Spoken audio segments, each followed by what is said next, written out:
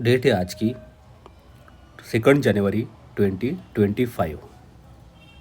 हमारे लिए first article GS2 में गवर्नमेंट पॉलिसीज़, GS3 इन्वायरमेंट, साथ ही इथिक्स में एक क्वेश्चन बन सकता है। केस स्टडी भी आ सकती है क्लाइमेट लिटिगेशन की, जिसको लीड कर रहे हमारे यूथ। दुनिया भर में बहुत सारे छोटे बच्चे या यूथ वहाँ की पार्लियामेंट को या कोर्ट को एक लिटिगेशन दे रहे कि आप हमारी बात सुनिए।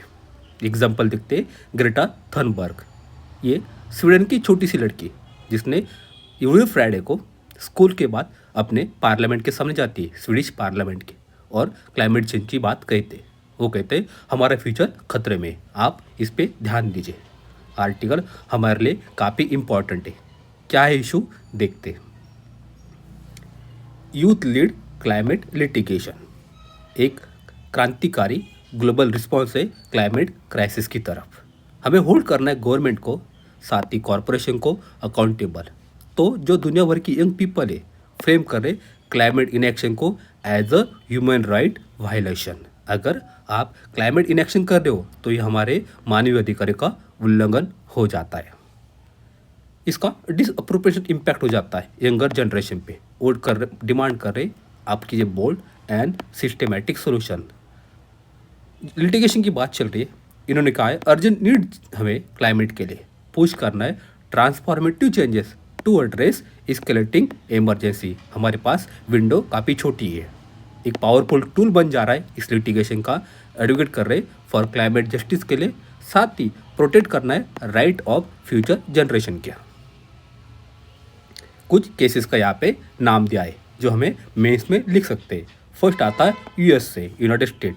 वहाँ की एक केस थी सुप्रीम कोर्ट के held versus state of Montana case, Montana.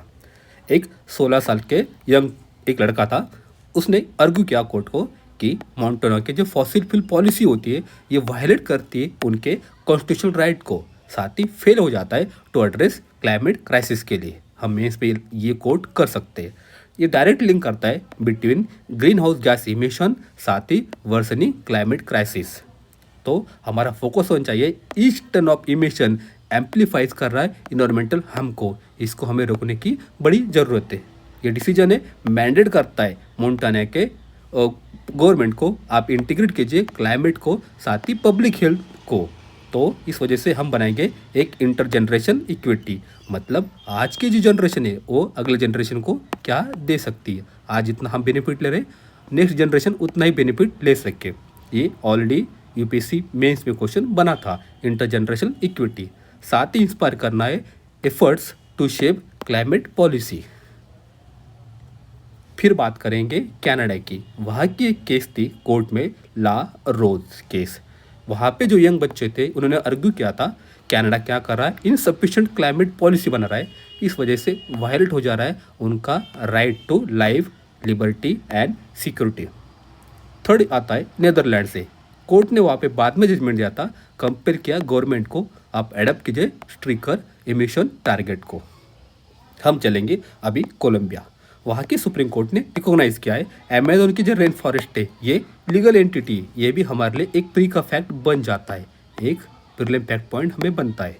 Amazon के रेन फॉरेस्ट एक लीगल एंटिटी, उनके भी कुछ राइट्स है, मैंडेट करता है it's protection for future generation के लिए। अब आते हैं इंडिया पे। 2017 में एक 9 साल की लड़की थी रिधिमा पांडे, उसने पिटिशन सामने की थी हमारे नेशनल ग्रीन ट्रिब्यूनल जो बना था 2010 में एनजीटी एक्ट के माध्यम से। अभी उसको इसी साल 15 साल पूरे हो जाएंगे, तो हो सके एनजीटी पे क्वेश्चन बन जाए। तो रिधिमा पांडे ने पिटिशन दी थी एनजीटी के सामने। उनने कहा था आप इंटीग्रेट कीजिए क्लाइमेट चेंज को into environmental impact assessment, EIA।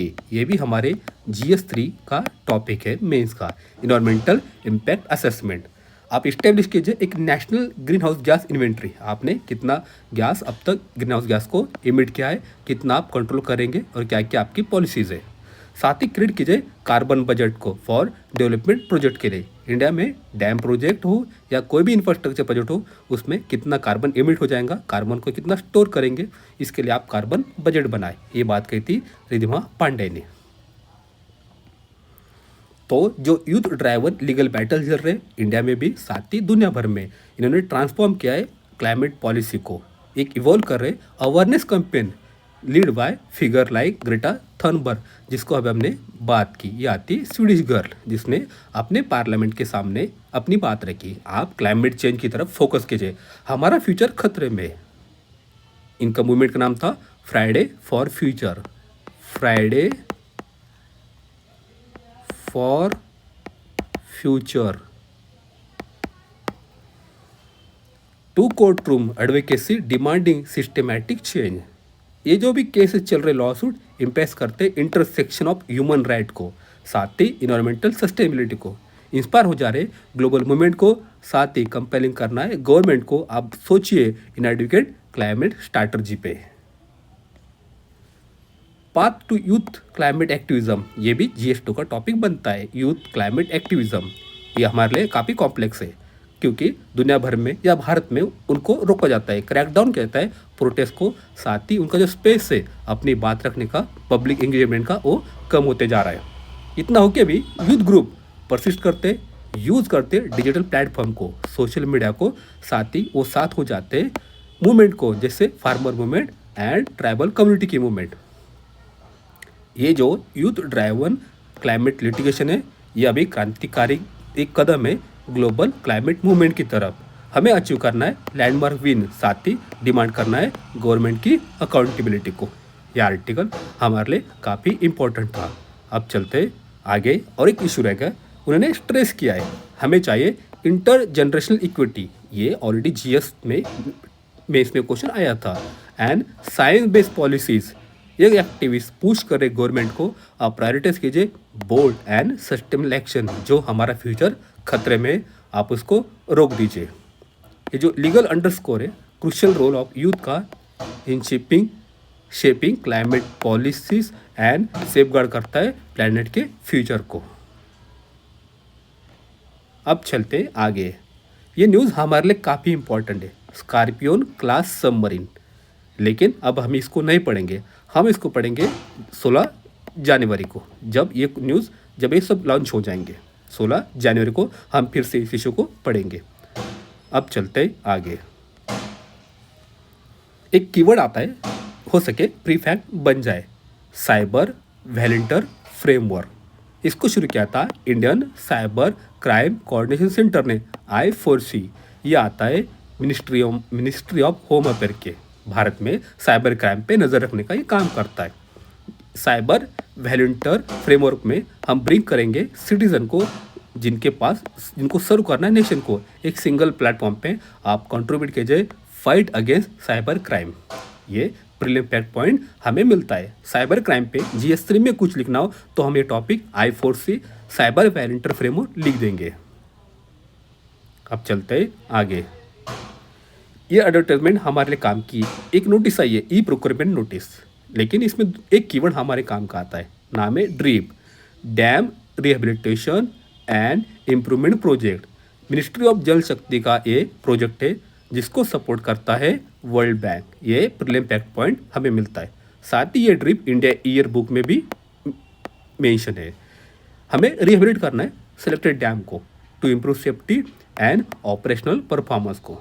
India book में अगला कीवर्ड यहाँ पे मिलता है धर्मा, एक वेब बेस्ड मैनेजमेंट टूल है, जिसमें डैम की हेल्थ एंड रिहेबिलिटेशन को हम मॉनिटर करेंगे। ये इसका एप्लीकेशन है। यहाँ पे 2 कीवर्ड आते हैं, ड्रीप एंड धर्मा। अब चलते आगे,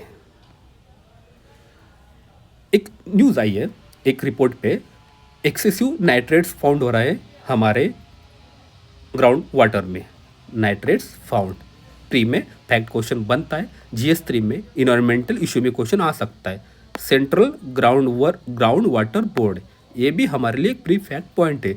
ये बना था इन्वायरमेंटल प्रोटेक्शन एक्ट 1986 के अंडर में। ये काम करता है मिनिस्ट्री ऑफ जल शक्ति के अंडर में। इन्होंने रिपोर्ट दी है, इनका कहना है एक्सेसिव नाइट्रेट्स फाउंड हो रहा है ग्राउंड वाटर में 440 डिस्ट्रिक्ट। हमारे इंडिया के 56 जो डिस्ट्रिक्ट है यहाँ पे एक्सेसिव नाइट्रेट हमें दिखता है। डिफाइन करता है एज मोर देन 45 mg पर लीटर इन ग्राउंड वाटर। ये भी एक प्रीलिम फैक्ट पॉइंट हमें मिलता है। नाइट्रेट का एक्सेसिव हो जाना मतलब 45 mg पर लीटर से ज़्यादा जाना मतलब वो हमारे लिए ठीक नहीं है। Largely due to use of subsidise synthetic nitrogenous fertiliser. GS3 का टॉपिक है एग्रीकल्चर, उसमें इश्यू आते हैं सब्सिडी के। यहाँ पे निगेटिव पॉइंट हमें मिलता है, अगर हम ज़्यादा सब्सिडी देंगे तो हमारे किसान नाइट्रोजन फर्टिलाइजर यूज़ करेंगे, इस वजह से वाटर में नाइट्रेट्स का प्रमाण बढ़ रहा है। उसमें बात करिए सेंट्रल एंड सदर्न रीजन की, जहाँ पे नोटेबल लेवल पे कंटेमिनेशन वाटर का हो रहा है, ग्राउंड वाटर का। फिर अगला क्यूट देता है फ्लोराइड। कॉन्सेंट्रेशन एग्जिट कर रहा है परमिशन लिमिट। मेजर कंसर्न हो जाता है राजस्थान में, हरियाणा में, कर्नाटका में, आंध्र प्रदेश में, साथ ही तेलंगाना में फ्लोराइड की बात यहाँ कही गई है। अगला पॉइंट आता है यूरेनियम का।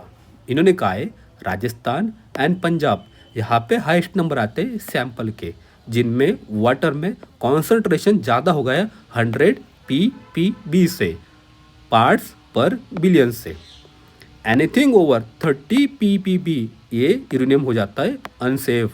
ये भी एक प्री का फैक्ट हमें मिलता है। और भारत में आज ग्राउंड वाटर एक्सट्रैक्शन हो रहा है 60% पे। हमारे लिए ये न्यूज़ काफ़ी इंपॉर्टेंट है। इन्वायरमेंट में प्री में क्वेश्चन बनते हैं, साथ ही नाइट्रेट्स का GS3 में मेंस में भी क्वेश्चन बनता है। अब चलते आगे। हमने देखा लास्ट वीक अजरबैजान का प्लेन क्रैश हो गया था। उसके बाद साउथ कोरिया में भी प्लेन क्रैश हो गया, तो उसके पीछे क्वेश्चन तो बनेगा नहीं, लेकिन इसमें एक कीवर्ड आता है ब्लैक बॉक्स। ये हमारे लिए काफ़ी इम्पोर्टेंट है। कोई एक पर्सन था जिसके किसी रिलेटिव की प्लेन क्रैश में मौत हो गई, डेथ हो गई। तो बंदे ने सोचा मेरे क्यों उनकी डेथ होगी, क्या कारण था। जब प्लेन हवा में उड़ रहा था बाद में क्रैश हो गया, तो उसी को उसने सोच सोच के बाद में बना दिया ब्लैक बॉक्स। ये होता है ब्राइट ऑरेंज कलर का। ये रिकॉर्ड करता है कॉकपिट में पायलट क्या बात कर रहे, उनकी वॉइस रिकॉर्डिंग हो जाती है। फ्लाइट कितने अल्टीट्यूड पे थे, कितनी ऊंचाई पे चल रही थी, उसकी स्पीड कितनी थी, क्या कोई पंछी उसको टकरा गया था या तब मौसम ख़राब था। साथ ही इसमें जो डाटा आता है वो स्टोर करके रख जाता है 30 डेज़ के लिए। 30 दिन तक डाटा यहाँ पे ब्लैक बॉक्स में स्टोर रहता है। ये हमारी फ्लाइट है एयरप्लेन की, तो उसके टेल में मतलब आखिरी भाग में ये होता है ब्लैक बॉक्स। अगर प्लेन समुद्र में भी क्रैश होता है ओशन में, तब भी हम इसको ढूंढ सकते हैं यूजिंग सोनार। ये हमारे लिए प्रीलिम फैक्ट पॉइंट बनता है ब्लैक बॉक्स। हो सके GS3 में मेंस में क्वेश्चन बने वर्किंग ऑफ ब्लैक बॉक्स, क्या किस तरह ब्लैक बॉक्स काम करता है। आज के लिए इतना ही है। पढ़ते रहिए, बढ़ते रहिए। Thank you.